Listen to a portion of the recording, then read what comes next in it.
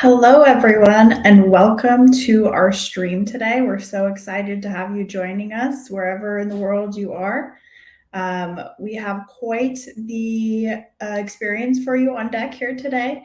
So, a few things to get out of the way, housekeeping before we get started. I do want to let you know that we will have a live Q&A at the end, so please feel free to add in questions as you go, and we'll get to those at the end. As well as if you missed anything, don't worry, we will be sending out a copy of the recording as well as the slides following this presentation. So if you registered, you will get a copy of everything.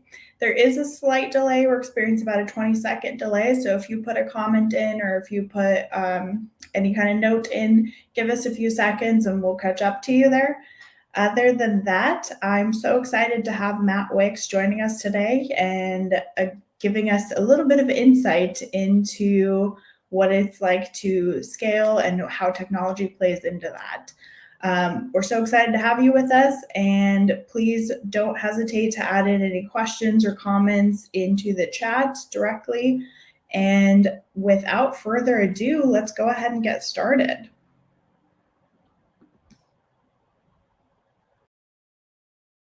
Joining us. My name is Matt Wicks. I am the co-CEO of the Virtual Forge for Technology and Innovation. My job over the last 14, 15 years has been running the technology side of the business and working with many of our customers who you can see on screen here across small, medium and large enterprises, but also working alongside startups and scale-ups as well. And the purpose of this webinar is just to talk a little bit about that experience, to talk about some of the pitfalls, some of the things we've learned as we've been developing and growing the company, and to share some of our experiences. Feel free to ask us questions during this webinar. We're always very keen to respond to questions. Questions will be held to the end, at which point we'll have a proper Q&A session, but you can type them in as we go along. So one of the biggest challenges of being an entrepreneurial leader in the tech sector is really understanding and getting to grips with the choices and decisions that you need to make. Understanding what you need to do now and what can wait, or what, if you do wait, will have a much bigger cost down the line. Then, of course, comes the all-important challenge of funding. You know, how do you fund what you've decided that you have to do now? So running a tech business isn't like running a business where you have a physical product, where you need to understand the logistics and manufacturing costs and are at the mercy of supply chains and delivery partners and so on. But it does have a variety of complex costs and challenges which are unique to this industry. So let's start by taking a look at some of the challenges from the start, how you can overcome them, and drawing the experiences from our team experiences. So I think the first challenge for a tech entrepreneur who wants to build a specific product is defining what that product is. You know, that sounds really, really simple, but it tends to be that people are caught between two stools. The more technically minded person wants to define the product in terms of the stack or the technology that underpins it. Quite often they're driven by excitement at something new and innovative that they think is going to solve a problem, but are very focused on the technology. The more business orientated person wants to define it in terms of the commerciality and the tangible benefits that it will bring. A technologist will want to understand the end goal in great detail and will build plans and construct plans to the nth degree to get to that goal. Start with the end in mind is a very common mantra in our industry. But what we've found is that you also need to allow yourself a lot of room to change and pivot along the way. Business demands will change your priorities without a doubt, and your product. And not only that, but emergent technologies could also change how quickly or how slowly you can roll a particular feature out to market. In our experience, it's dangerous to be too purist at any stage about the technology or frameworks that you're applying. And that's a balance between deciding to move with the technology and deciding to move with the market, and also being able to not keep pivoting left, right, and center all the time. Every day, you should be asking yourself, can we do this with a better, cheaper, more effective way for our end users? But of course, it's also very important to make the point that you can't just use the shiniest new tools because they're out there, because nothing will get delivered at that point, because the rate of change in our industry is such that there is always going to be something newer and shinier that's out there. You should always try to keep yourself honest, and that's a phrase that we keep coming back to again and again, by reappraising what you're doing all the time. And don't be afraid, as they say, to shoot your darlings. We're we're very fortunate at the Virtual Forge that we've got a large range of technical experts, so that when we build a product for ourselves or support a startup or organization, we're able to make choices that are driven by the best technology for the solution. And as is often the case, there are many, many good choices for the technology.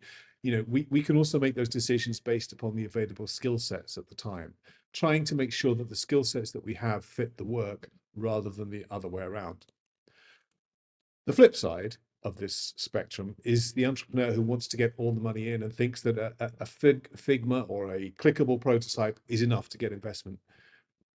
I think that was true to a certain extent in the past, that you could put together a nice something clickable that people can look at and move around, and people would buy into that. But I think people are much wiser than they used to be. And although I think it's really helpful and useful in terms of putting forward and crystallizing the vision, which I'll come to, it isn't enough to prove that you can really understand the technical challenges. It's not enough for you to gauge how your ideas will translate into the effort. And to be honest, nowadays, it probably isn't enough to be truly credible in what you're doing, because the ease of people being able to generate those automatically takes away some of the challenges that you'll face trying to get your product to market or your team. So let's talk a little bit about our entrepreneur. Imagine that they're sitting there with a great idea and they've got a little bit of money that they want to spend, and they want to spend it wisely and to generate something which can be measured and can attract more money. First thing is to try and define in a single sentence what their product is. If you can't say in a single sentence what it is, it's probably not going to be impactful enough to draw clients, or you haven't thought about the solution in a clear enough way, the problem that you're trying to solve. So our product, for example, we have a product called My Content Scout. It's a way of letting you ask questions in the way that you want to, or it's a tool for exploring your content, or it lets you answer your own questions using your own data without needing to trawl through all your file servers. These are three different definitions of the same thing, depending on the use case that we're looking at or the client that we're looking at. But each one of those for that client encapsulates the end goal in a single sentence. And that clarity of purpose is really important. They don't necessarily explain the product. They don't have all of the ins and outs of bells and whistles, but they state your intent. Sometimes it's not even something that you would say to the client in that point of view, but it's important both when you're developing the product, or when you're helping a client develop their product, or when you're working with a large organization in order to be able to facilitate a new system, that everybody has a version of that which is aligned in their heads of that one sentence goal that everybody has. So, I said that it's about stating the intent. Intent is critical, and probably the most important word into this. As your product evolves and develops, there'll undoubtedly be lots of ideas of things that you can push into it. Lots of people will have ideas, really good ideas more often than not. But you always have to ask yourself, are they aligned with that one sentence? Do they fit? We're all in every industry, I think, very familiar with bloated software products that people don't use 90% of. You have limited resources. Even if you're doing a project for a huge enterprise and you have very well defined goals, each feature that you're bringing in has to be considered in the context of the value that it brings into the product. Okay, how much is that killer feature really a killer feature, and how much is it just something that somebody has thought of that would fit into the product to try to solve multiple different problems, which in turn will bake complexity into your end product or tool or system that you're building. And that complexity will drive users away from using it. If you look, for example, at the birth of the iPad and the Apple system, the reason why that was so successful wasn't because they were necessarily doing something that was different in each app than was done before, but it was the simplicity and ease of use of getting into there and the clarity about what each app did. So that brings me on to the other bits of the development process and successful product launches. We at the Virtual Forge have worked with a lot of startups, scale-ups, and large organizations, as well as developing our own internal products, as you saw in the slide at the beginning. Sometimes, we've had great success, sometimes we've had failures, but drawing the common lessons is what's really helpful to us to get better at what we do and to draw things out. So if we take the startup case, startups often start with a senior technical person with one or two other developers, often these days offshored, or at the very least remote, and somebody on the sales side. It's a huge generalization, but we've seen that pattern many, many times. It's good balance, of course, a good balance, and the mother of necessity. But there are some challenges with this that are not immediately apparent.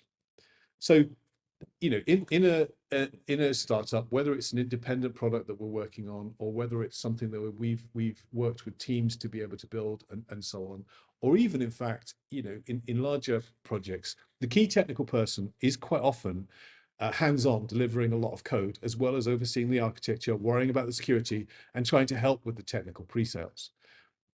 All of this, and quite often, sometimes they're doing the testing as well.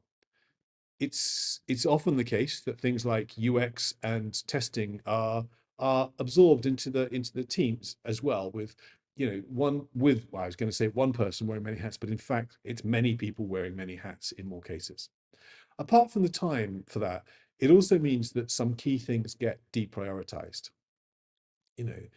Again, if I come back to this, Apple's iPhones and iPads were great because they were simple to use, but also they had a really good, really straightforward user interface that that worked really well, that didn't require rocket science to use. You didn't have to have a little clipboard icon next to you, paperclip icon next to you explaining how you did anything. It was there, and it was and it was effective, and it worked well. You didn't get a blue screen of death. You took it, it worked, it was reliable, it was secure, and so on.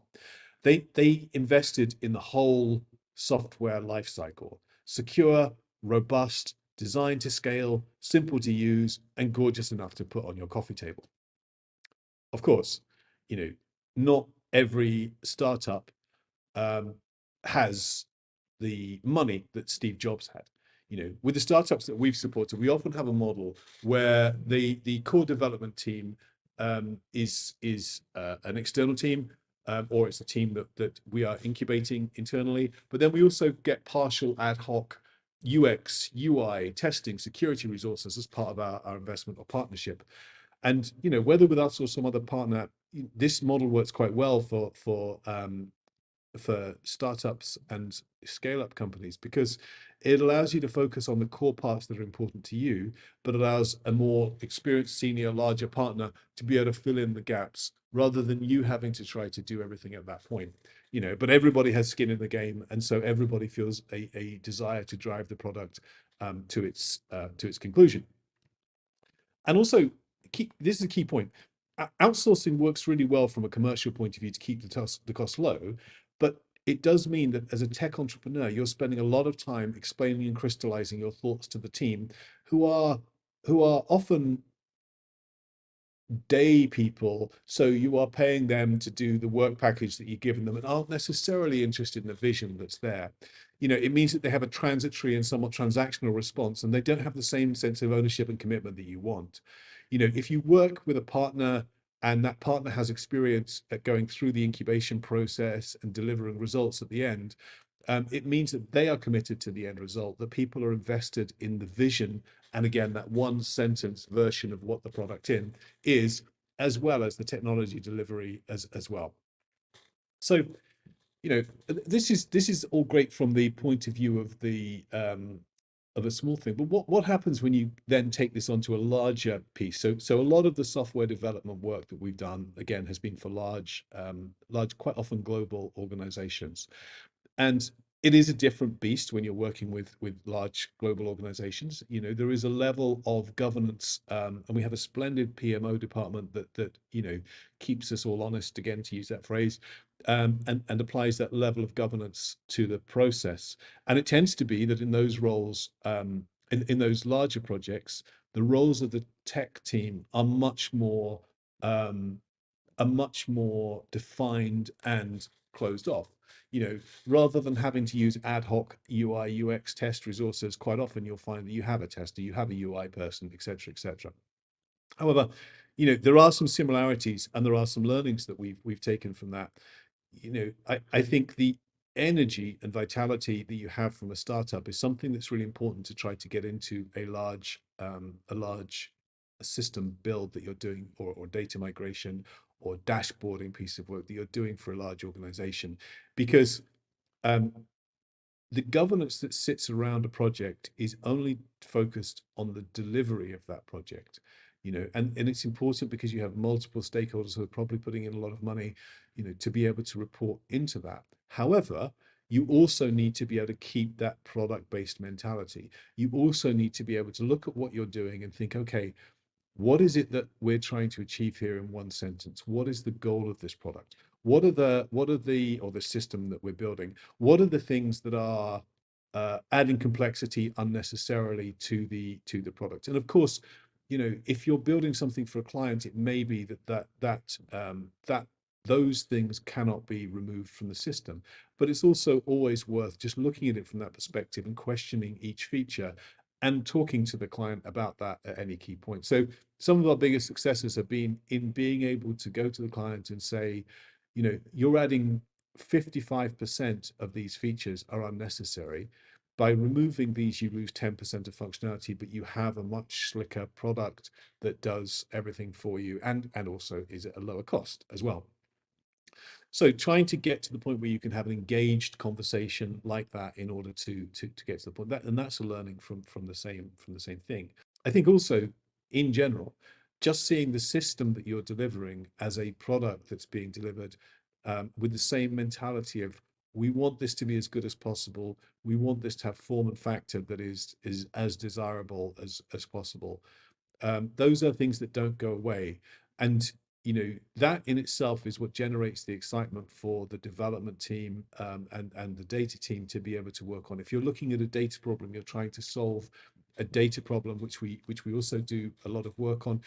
Quite often the mode of delivery and the systems to support that follow the same process nowadays as software development, in terms of you're having to design systems at scale, you're having to design data working through systems and being delivered in an interface, albeit that interface might be a dashboard or an analytics tool or something like that as well. So I guess the conclusion from this really is, at the Virtual Forge, we have done a lot of multiple sized operations for different projects and products, and as I say, incubation and large scale companies. But I think there are some through lines with all of these pieces. And I think the big thing to say is that in a large, changing, volatile world where people are demanding more and more from their systems, and the expectation that people have is that the systems are much more intelligent and intuitive, and that the process that you go through to create those systems, especially with the advent of AI and its ability to speed up the development process and offload certain elements of the development process, means that the two parts of the industry, the kind of the startup part with the product part, and the bespoke software development for large scale corporations, the mentality and the process behind that is much closer and is becoming closer and closer as you see. And that's certainly something that we've seen over time. So I'd like to round up by saying thank you for listening. We'll open this up now for questions, and as always, if you want to get in touch with us, our details will be up on the screen in a moment. And thank you again for listening.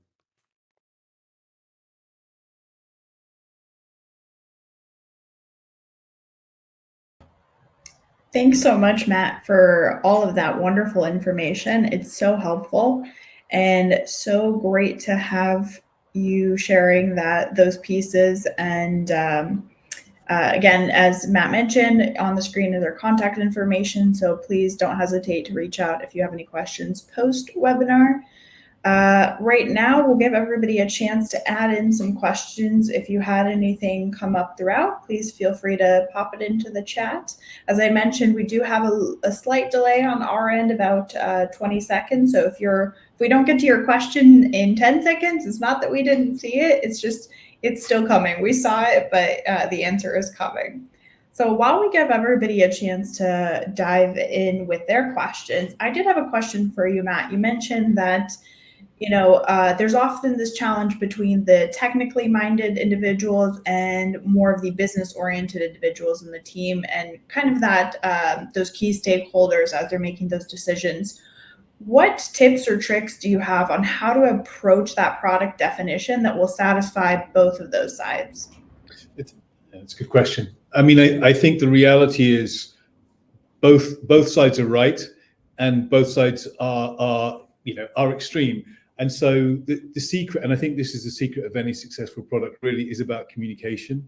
So making sure that however you approach the challenge, and technically minded, commercially minded business people, there will be always a difference in how they want to solve the problem.